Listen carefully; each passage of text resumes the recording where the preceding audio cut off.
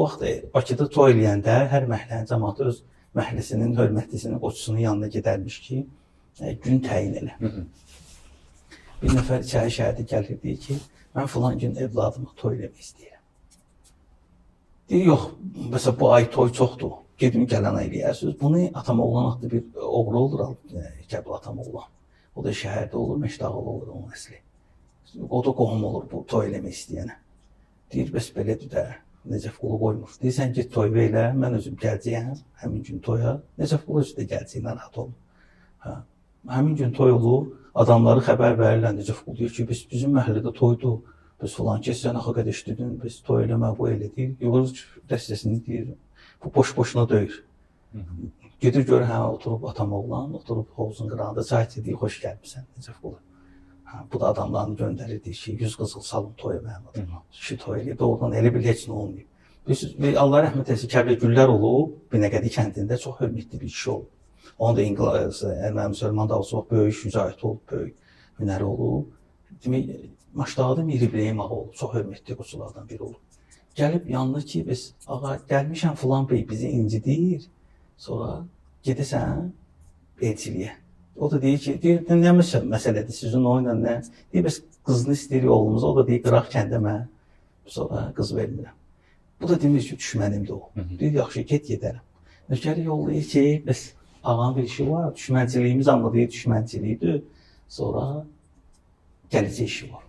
Yaxşı, gəlir, deyir, bəs filan kəs gəlmişdi, elçiliyə yanma, mən məsləhət verirəm, sənə babadandır. İndi də işlənir Bakı cəmaatı arasında. Yəni, sənə uyğun adamdır. Sənə adamdır, bəli, tay adamdır. O, ən çox elə, indi də işlənir o söz. Həm əməli olunur o sözə. Yəni, axtaranda da deyir, özümə bab olsun. Köhnələrin bir sözü vardı, qoca kişilərin deyir, həmnişinin bab elə, görən üçün hab elə. Yəni ki, həmnişin bab elə özü və görən üçün ki, yəni ki, deyir, rast sən gəlmirsən, Allah xeyir versin, qızı verdim. Amma düşmənik. Görürsünüz, bir kişilik məktəbidir. Görürsünüz, bir kəlmə sözdür, gəlir kişinin qapısına gedir öz düşməninin. İndi də bəlkə var, azdır. İndi hərdən deyirlər, mənim acığıma gəl, o kişilər yoxdur, getdi, acığıma gəl, necə yoxdur, var, həmişə olub, olacaq, var, olacaq da. Binəqədidə rəhmətli bir Kərbələ Güllər kişi olub, çox hörmətli bir adam olub. Allah rəhmət eləsin, nəinki Binəqədidə, Bakıda böyük nüfus sahibi olub. Həmin 18-ci illərdə də böyük şücaət göstərib Erməni müsəlman davasında. Maşdağda bir Mir İbrahim ağa olub, Allah rəhmət eləsin. Uzun ömür yaşayıb, 100 neçə yaşında. Dövrünün özü də, atası da çox hörmətli, nüfuzlu adam olublar, qoç olublar. Gəlir ki, biz sizin kənddə bir filan bey var, incidir, biz deyir, xeyr olsan hara, o hara. Deyir, yox, biz elçiliyə gəlmişik. Deyir ki, mən qıraq kəndə qız verirəm. Gəldim, sən gedəsən elçiliyə. Həmin bu bey də Mir İbrahimlə düşmən olur, demir ona. Deyir, yaxşı, gedərəm. Yolu salır, xəbər yollayır ki, biz ağanın işi var, bir xeyir işlə, amma düşmənik. Görüşürlər, deyir, biz Kəbliyə gəlmişdik, Binəqədidən.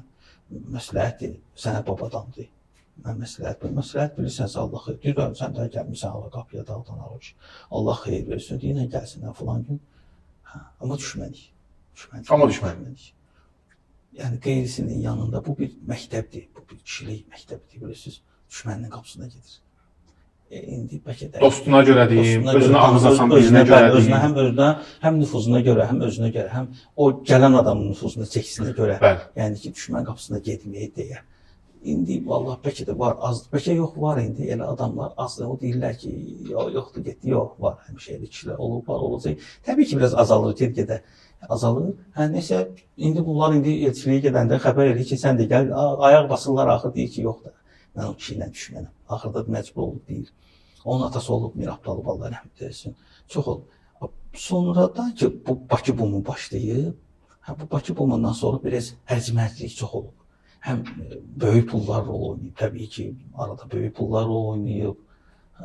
Bakı demək olar ki, öz, necə deyim, dəyişib çox sahədə. Həm tikintilər, mülklər salınıb, küçələr salınıb, sonra böyük dükanlar tikilib. Bunları təbii ki, qorumaq lazım idi.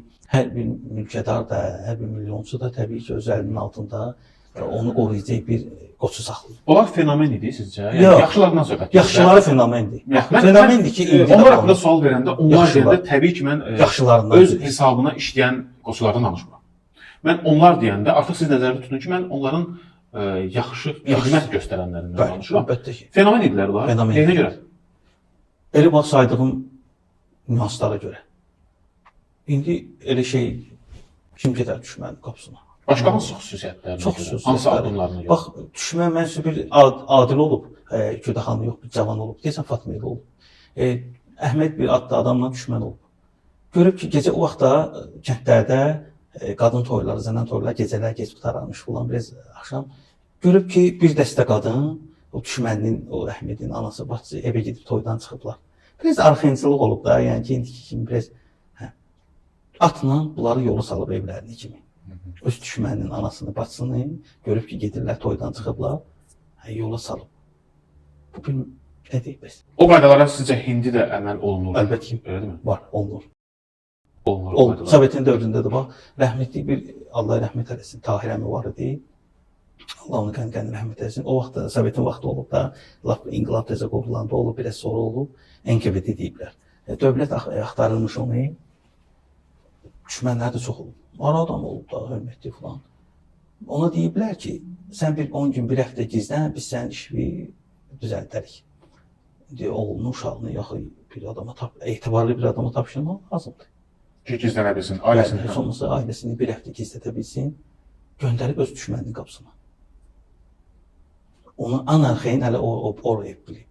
Bildiniz, düşməni də getirib zəmbili deyib yoldaşına ki, getdiyinə ki, neçə gün ürəklər istədi qala bilirlər. Ürəklər də nə istəyir, axşama pişir olarsın. Neçə gün. Desin ki, xəbər yollasın ki, arxeyin narahat olmasın, əmanəti. Yəni, kişi ilə düşmənçilik edir. Yəni ki, fenomendirlər. Bax, bu bir fenomendirlər ki, indiyəcən adları çəkilir, yadda qalıblar. 100 il keçib, 130 il keçib, 100 il. Təbii ki, bizdən də işimiz yoxçularla. Qalıb, nə qədər tarix var, Bakı tarixi var, onlar da yaşayıcılar, mən də bilirəm ki. Və onları yaşadanlar da gəlir, əsas onları yaşadanlar da olsun. Hansı addımlarla? Qorumaq lazım. Həmin bax, bu sənə miras qalmış ki, nələrsə var, ötürülüb də bu miras. 50 il, 100 il, 80 il bundan qabaq, 150 il bundan qabaq. Sən onu qoruyub bilirsənsə, və qoymursan onu toz bassın. Yəni Bakının öz əxlaq kodeksi var, öz mədəniyyəti var.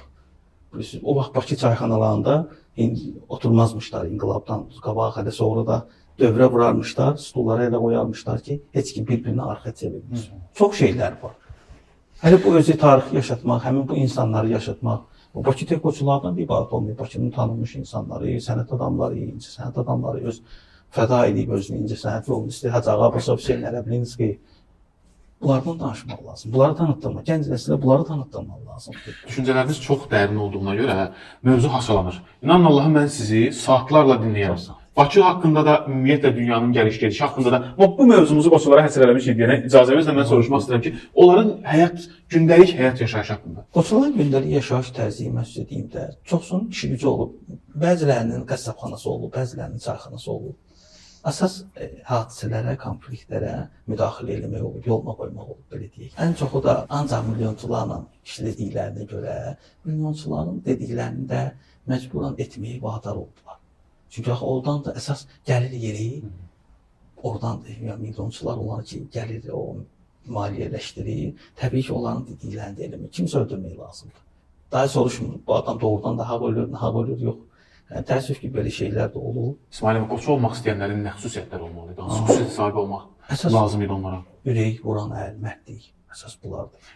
Yəni, vuran əli varsa, bacarırsa, belə deyək də, yüzdə bir loğu dildə məsələ var, qabağından yeməyər. Çox adama yolunu istəyirlər. O vaxtları bir hadisə olub, əl-türbə tatlı biri olub, cavan olub, başlayıb qoçuluq eləməyə. Gəlib, ilişib Murtca Muxtar var. Deyib ki, sən mənə ayda bu qədər haqq verəcəksən. Təzə düşüb də. Yola Muxtarov da nəsə sonra dilə itib batıb, sonra mənim olub, Muxtarov da döydürüb onu. Belə şeylər də olub. Yəni, hər istəyən adam bu yola çıxa bilməzdi. Bakından sonra qoça olardı. Xalqın onlara münasibəti necə idi? Yəni, hörmətlərini saxlayırlar, bayaq dedik, qorxudan. Qorxudan, mənə elə gəlir ki, o vaxtın, o dövrün ancaq qorxudan. Ancaq qorxudan. Bəli, az hissəsi var ki, Əziz kimi, Nəcəf Qulu kimi, Fəraməz kimi, Qoç Əzbala kimi adamları biraz özləri doğrudan nüfus sahibi olublar.